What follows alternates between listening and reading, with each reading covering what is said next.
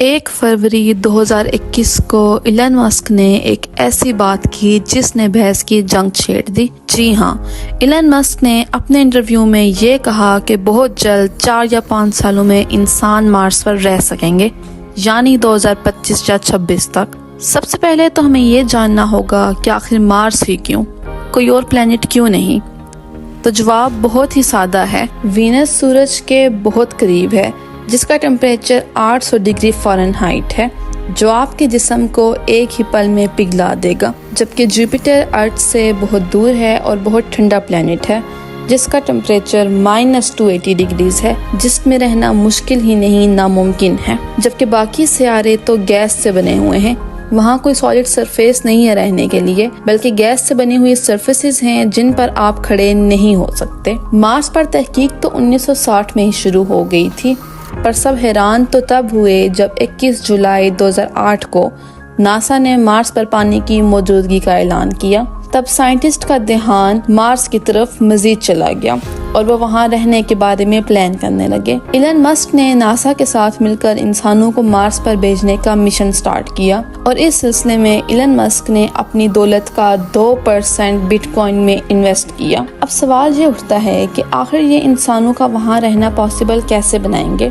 और हमें किन किन मुश्किलात का सामना करना पड़ेगा, क्योंकि सिर्फ पानी तो इंसान के लिए ज़रूरी नहीं होता, बल्कि ग्रेविटी, एटमॉस्फेरिक प्रेशर और सबसे बढ़कर एयर सबसे ज़्यादा ज़रूरी होती है इंसानों के जिंदा रहने के लिए। मार्स पर एटमॉस्फेरिक प्रेशर 0.7% है और इस एटमॉस्फेरिक प्रेशर में इंसानों का रहना नामुमकिन है। ये सेकंड्स में आपके जिस्म को टुकड़े टुकड़े कर देगा।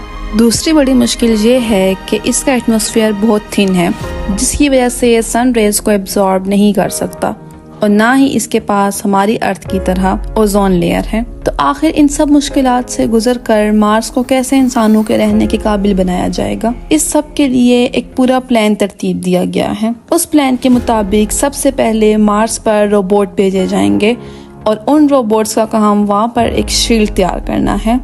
जी हाँ, और उसी शील्ड में इंसान रहेंगे। वो रोबोट्स मार्स पर एक खास किस्म की मिट्टी ढूंढेंगे और जहाँ भी वो मिट्टी ज़्यादा मिकदार में होगी वो वहाँ अपनी बेस बना लेंगे और उधर खुदाई शुरू कर देंगे। खुदाई करने के बाद वो एक एक लेयर मिट्टी की बनाकर एक पूरी शील्ड बनाएंगे। जब वो शील्ड बन जाएगी तो उसमें छोटे छोटे प्रेशराइज केबन बनाए जाएंगे, जिनका प्रेशर ज़मीन के प्रेशर जितना होगा। फिर वहाँ इंसानों का एक ग्रुप भेजा जाएगा, जिनके पास 2 साल तक का खाने पीने का सामान मौजूद होगा। 2 साल का सामान इसलिए क्योंकि हर 2 साल बाद मार्स अर्थ के करीब आता है और तब मजीद सामान ये लोग भेज सकेंगे। पर इलन मस्क के प्लान के तहत मार्स पर इंसान जमीन की मदद के बगैर रह सकेंगे। जब वो लोगों का ग्रुप मार्स पर पहुंच जाएगा तो रोबोट्स उनका सामान लेकर उस शील्ड में प्रेशराइज्ड केबन तक लेके जाएंगे, जहां वो लोग स्टे करेंगे। उनके पास 2 साल का खाने पीने का और ज़रूरत का सामान तो मौजूद होगा, तो वहाँ रहना शुरू कर देंगे। और अगर किसी को केबन से बाहर निकलना होगा तो एक रोबोटिक कार आएगी, दरवाजे के साथ आकर रुकेगी और उसमें आप बैठकर बाहर जा सकेंगे, जिससे प्रेशर ज़ाया नहीं होगा और उतना ही रहेगा। इस प्रेशर में इंसान वहाँ सब्जियाँ भी उगा सकेंगे। जी हाँ, सही सुना आपने। स्टार्ट में वहाँ आलू और बीन्स उगाए जाएंगे, जिसकी वजह से हमें बहुत बड़ा फायदा होगा। जैसे कि प्लांट से कार्बन डाइऑक्साइड निकलती है, वो कार्बन डाइऑक्साइड एटमॉस्फेयर में फैलेगी और इंसान अर्थ की मदद के बगैर वहाँ रह सकेंगे। इस तरह 2 साल बाद एक और ग्रुप भेजा जाएगा।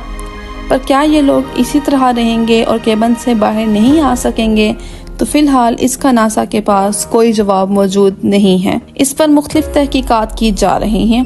एक प्लान के मुताबिक यहाँ रोबोट्स की मदद से फैक्ट्रीज बनाई जाएंगी, जिनका काम सिर्फ और सिर्फ धुआं छोड़ना होगा और उस धुएं की वजह से ग्लोबल वार्मिंग होगी और मार्स भी ज़मीन जैसा बन जाएगा। जबकि इलन मस्क के आइडिया के मुताबिक मार्स पर कॉमेट से धमाके किए जाएंगे, क्योंकि कॉमेट्स कार्बन डाइऑक्साइड और नाइट्रोजन से बने होते हैं और इस काम के लिए 11,000 कॉमेट्स मार्स की सरफेस पर फटना जरूरी है। इससे मार्स का टेम्परेचर बढ़ेगा और उधर ऑक्सीजन भी पैदा होगी और टेम्परेचर के बढ़ने से वहाँ मौजूद आइस की सूरत में पानी पिघल कर लिक्विड बनेगा और मार्स का एटमॉस्फेयर थिक और डेंस होगा और सूरज की रेज को एब्सॉर्ब कर सकेगा। जब वो सूरज की रेज को एब्जॉर्ब कर लेगा तो पानी भाप बनकर बादल बन जाएगा और वापस से बारिश की सूरत में आएगा और ये एक कंप्लीट वाटर साइकिल बन जाएगा। लेकिन जब इतना पानी पिघलेगा तो वो समंदर की शक्ल में बन जाएगा और इंसानों का वहाँ रहना फिर से नामुमकिन हो जाएगा। इससे बचने के लिए वहाँ खुदाई की जाएगी हर थोड़े फासले पर, जहाँ पानी जमा होगा और नदी की तरह बन जाएगा और सूरज की रेज की वजह से वहाँ हरियाली भी होगी और मार्स भी दिखने में अर्थ की तरह लगेगा। सुनने में तो ये बहुत मुश्किल और इम्पॉसिबल सा लग रहा है, पर इलन मस्क ने आज तक जो भी कहा है करके दिखाया है। अगर वीडियो पसंद आई हो तो चैनल को सब्सक्राइब और शेयर जरूर करें।